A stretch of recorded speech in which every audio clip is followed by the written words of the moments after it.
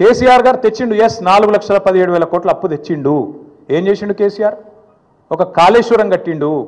శాశ్వతంగా తెలంగాణకు కల్పతరువు లాంటి ప్రాజెక్టు కట్టి తెలంగాణను పంజాబ్ కంటే హర్యానా కంటే ముంగట నిలబెట్టిండు.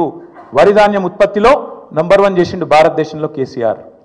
90% పాలమూరు వలసల జిల్లాగా పేరుపడ్డ పాలమూరు రంగారెడ్డి ఎత్తిపోతల పథకాన్ని 90% పూర్తి చేసి ఒక పంపు కూడా ఆన్ చేసి మీ చేతుల్లో పెట్టిండు. 17 నెలలైంది. ఆ మిగతా 10% కూడా పూర్తి చేయలేని అసమర్థుడివి నువ్వు. కేసీఆర్ గారు అప్పు చేసిండు, కానీ ఇంటింటికి నల్లబెట్టి నీళ్ళు ఇచ్చిండు. దగ్గర 30,000 కోట్లతోనే ఆ ప్రాజెక్టు పూర్తి చేసిండు. నువ్వు కనీసం ఆ ప్రాజెక్టును నడపలేకపోతున్నావు. ఎస్ కేసీఆర్ అప్పు చేసిండు. దేనికోసం చేసిండు? 1,00,000 కోట్లు పెట్టి తెలంగాణ ఏదైతే విద్యుత్ లోటుతోని ఆగమాగమైతుండేనో ఆ విద్యుత్ లోటుతో ఆగమాగమైన తెలంగాణను ఇలా 24 గంటల వెలుగు జిలుగుల తెలంగాణగా కేసీఆర్ గారు మార్చిండు. కేసీఆర్ గారు అప్పు చేసిండు. రైతు బంధు అనే పథకం పెట్టి రైతుల ఖాతాల్లో 70 లక్షల మంది రైతుల ఖాతాల్లో 73,000 కోట్ల రూపాయలు వాళ్ళ ఖాతాలు వేసిండు. కేసీఆర్ అప్పు చేసిండు. 29,000 కోట్ల రైతుల అప్పు తీర్చిండు. కేసీఆర్ అప్పు చేసిండు. 24 గంటల ఉచిత కరెంటు రైతులకు ఇచ్చి 60,000 కోట్ల వాళ్ళ భారాన్ని తాను తీసుకున్నాడు. ఎస్ కేసీఆర్ అప్పు చేసిండు. హైదరాబాద్లో 36 ఫ్లైఓవర్లు కట్టిండు. కేసీఆర్ అప్పు చేసిండు. హైదరాబాద్ మెట్రో మొదటి దశ పూర్తి చేసిండు. కేసీఆర్ అప్పు చేసిండు. ఒక అఖండమైన సెక్రటేరియట్ కట్టిండు, శాశ్వతంగా తెలంగాణ ప్రజల ఆస్తి. ఒక అద్భుతమైన 125 అడుగుల ఎత్తైన డాక్టర్ బాబాసాహెబ్ విగ్రహం పెట్టిండు. కేసీఆర్ అప్పు చేసిండు. తెలంగాణ అమరులకు అమరజ్యోతి అద్భుతమైన ఒక స్తూపాన్ని నిర్మాణం చేసిండు. కేసీఆర్ అప్పు చేసిండు. 32 మెడికల్ కాలేజీలు పెట్టిండు. 32 నర్సింగ్ కాలేజీలు పెట్టిండు. కేసీఆర్ అప్పు చేసిండు. 1022 గురుకుల పాఠశాలలు పెట్టిండు. కేసీఆర్ అప్పు చేసిండు. ఊరూరికి రైతు వేదిక కట్టిండు. ఊరూరికి నర్సరీ పెట్టిండు. ఊరూరికి డంపింగ్ యార్డ్ కట్టిండు. వైకుంఠ ధామం కట్టిండు. ప్రకృతి వనం కట్టిండు. నువ్వు పీకింది ఏంది చెప్పు? కలెక్టరేట్లు కూడా కట్టిండు. 32 జిల్లాలు కట్టిండు. నువ్వేం చేసినావు? 1,70,000 కోట్ల. నేను చెప్పమంటే ఇంకో గంట చెప్తా కేసీఆర్ ఏం చేసిండు. మీరేం చేశారు?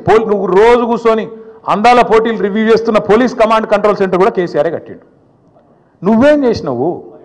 ఈ 17 నెలల్లో ఒక్క రూపాయితో ఒక్క ఇటుక పెట్టి నువ్వు తెచ్చిన 1,70,000 కోట్ల అప్పుతోని ఒక్క మంచి పని ఏమైనా చేసినావా చెప్పు. అందుకే మేము అంటున్నాం. ఇంకా విచిత్రమైన మాట నిన్న నేను ఎకానమీ క్లాస్లో పోతున్నా. నేను చాలా పద్ధతిగా ఉంటున్నా. 18 గంటలు పని చేస్తున్నా. నన్ను కోసుక తింటరాయింది. కోసుక తింటేందుకు ఏమైనా కోతాబరి మామిడికాయ అయింది నాకు అర్థం కాదు. నన్ను కోసుక తింటారా? అర్థం కాని విషయం విచిత్రమైంది. 43 సార్లు వేయిండు. ఒక ముఖ్యమంత్రి అంటే ఊతుతానే పోతాడా? గడ్డపారలేక పోడు కదా. ఆయన ఎంబడ 100 మాగదులు, సిబ్బంది, మన్ను మశానం, ఆయన ఇంకా బ్రోకర్లు, వాళ్ళు వీళ్ళు మస్తు మంది పోతారు. 17 నెలల్లో 43 సార్లు నువ్వు ఢిల్లీకి ఎక్కే విమానం దిగే విమానం తెచ్చిందైతే ఏం లేదు. పెట్టిన ఖర్చు ఎంత? శ్వేతపత్రం విడుదల చేయి. 17 నెలల్లో నీ మంత్రులు నల్గొండకు పోయితందుకు ఇరికెళ్ళి 100 కిలోమీటర్లు పోయితందుకు కూడా షేర్ ఆటో వాడినట్టు వాడుతారు హెలికాప్టర్ని. చూస్తలేరా మీరు? కొట్టుకుంటారు. ఇంకా భువనగిరి పోతాను, ఎమ్మెల్యేల బర్త్డేలకు హెలికాప్టర్లో పోతాను. వీళ్ళట చాలా పద్ధతిగా నడుపుతున్నారట. షేర్ ఆటో కంటే అధ్వానంగా వాడుతారు వాస్తవంగా అయితే. హెలికాప్టర్ ఉంటే తప్ప హైదరాబాద్ దాటిపోమంటుండే ఒక్కొక్క మంత్రి. ఈ ఎకానమీ క్లాస్ అంటాడు ముఖ్యమంత్రి. నువ్వు ఎక్కే విమానం దిగే విమానం మేము చూస్తలేమా? అరే ప్రైవేట్ ఫ్లైట్లు, జల్సాలు, 7 విదేశీ యాత్రలు, మీ మంత్రుల హెలికాప్టర్ ట్రిప్పులు విడుదల చేయి. శ్వేతపత్రం విడుదల చేయి. అందుకే అంటున్నాం, అక్కసు వెళ్ళగక్కిన ముఖ్యమంత్రి గారు ప్రభుత్వ ఉద్యోగుల మీద. వాస్తవం ఏంది? ఉద్యోగుల వల్ల దివాలా తీసిందని చెప్పి ఇలా నువ్వు దిక్కుమాలిన ప్రచారం చేస్తున్నావు. కష్టపడుతున్న ఉద్యోగస్తులను అవమానించే ప్రయత్నం చేస్తున్నావు. వాళ్ళ కోరికలు గొంతమ్మ కోరికలు అంటున్నావు. నువ్వే కదా చెప్పింది. డిఏలు ఇస్తా అని చెప్పింది నువ్వు. పిఆర్సీ వేస్తా అని చెప్పింది నువ్వు. కానీ ఇలా అడ్డమైన మాటలు మాట్లాడుతుంది నువ్వు. రాష్ట్రంలో ప్రభుత్వ ఉద్యోగుల కష్టంతో, ప్రజల కష్టంతో వచ్చిన ఆదాయాన్ని వస్తే ఆదాయమేమో నీ ఖాతాలు వేసుకుంటావు, ఢిల్లీకి మూటలు పంపుతావు. కానీ ఉద్యోగులను మాత్రం ప్రజల దృష్టిలో చులకన చేసే ప్రయత్నం ఏదైతే చేస్తున్నావో చాలా చాలా దారుణం. ఇది ఉద్యోగ సంఘాలు కూడా ఈ దుర్మార్గపు ముఖ్యమంత్రి యొక్క ఆలోచన విధానాన్ని అర్థం చేసుకోవాలని చెప్పి కూడా నేను కోరుతా ఉన్నా. నువ్వే కదా చెప్పింది. ఆశాలకు 18,000 రూపాయలు జీతం పెంచుతా అని చెప్పింది ఎవడు? నువ్వు కాదా? అంగన్వాడీలో జీతం పెంచుతా అని చెప్పింది ఎవడు? నువ్వు కాదా? అదే ఆశా సోదరిమణులు మా ఆడబిడ్డలు వచ్చి హైదరాబాద్లో ధర్నాలు చేస్తే చీరలు చింపి కొడతారు. చీరలు గుంజుకుంటా చింపుకుంటా దుశ్శాసన పర్వాన్ని సెక్రటేరియట్ ముందు ఆవిష్కరించింది నువ్వు కాదా రేవంత్ రెడ్డి గారు? ఇంతకంటే చిల్లర ముఖ్యమంత్రి ఎవడని ఉంటాడా? అందుకే అంటున్నా, ముఖ్యమంత్రి గారు, ఉద్యోగులు జీతాలు అడగొద్దు, ఆర్టీసీ కార్మికులు అపాయింటెడ్ డే అడగొద్దు, ఆశాలు జీతం పెంచమని మీరు ఇచ్చిన మాట యాద్ చేయొద్దు, ప్రజలు మీరు ఇచ్చిన 6 గ్యారంటీలు అడగద్దు, 420 హామీలు అడగద్దు. నువ్వే అన్నావు కదా అన్నాడు కేసీఆర్ లీటర్కు 30 రూపాయలు వేసుకపోతుండు పెట్రోల్ డీజిల్ లాంటివి.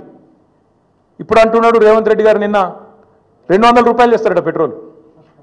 విన్నారో లేదో మరి మీరు, 200 చేస్తారట ఇప్పుడు. అందుకే నేను అంటున్నా, ధరలు పెంచుడు కాదు, బుర్ర పెంచుకో, సంపద పెంచి ఆలోచన చెయ్యి, అంతేగాని అడ్డమైన మాటలు కాదు. With great power comes great responsibility. ఒక పెద్ద హోదా వచ్చినప్పుడు ఆ హోదాకు తగ్గే విధంగా ప్రవర్తించే సంస్కారం ఉండాలి, వ్యక్తిత్వం ఉండాలి. ప్రతిపక్ష నాయకుడిని, తెలంగాణ తొలి ముఖ్యమంత్రిని, తెలంగాణ తెచ్చిన నాయకుడిని పట్టుకొని ఆయన సావు నిరంతరం కోరుకుంటావు. నువ్వు ముఖ్యమంత్రివా? ఇంతకంటే హీనమైన మనిషి ఉంటాడు ఇంకోడు? ఎన్నిసార్లు ఉన్నావు ఇప్పటికీ? ఆ పెద్ద మనిషిని పట్టుకొని, 71 ఏళ్ళ పెద్ద మనిషిని పట్టుకొని నోటికి వచ్చినట్టు నీకు సిగ్గు సంస్కారం ఏమైనా ఉందా? ఇలా ఉద్యోగుల మీద పడ్డావు. ఏ ఉద్యోగులైతే అదే కేసీఆర్ ఎంబడి నడిచినరో ఆ ఉద్యోగులను, ఆ ఉపాధ్యాయులను చిన్నగా చేసి చూపెట్టే దిక్కుమాలిన ప్రయత్నం ఏదైతే చేస్తున్నావో, అందుకే నేను అడుగుతా ఉన్నా, నీ కోసం, నీ పార్టీ కోసం, నీ అవసరాల కోసం ఉద్యోగులను మోసం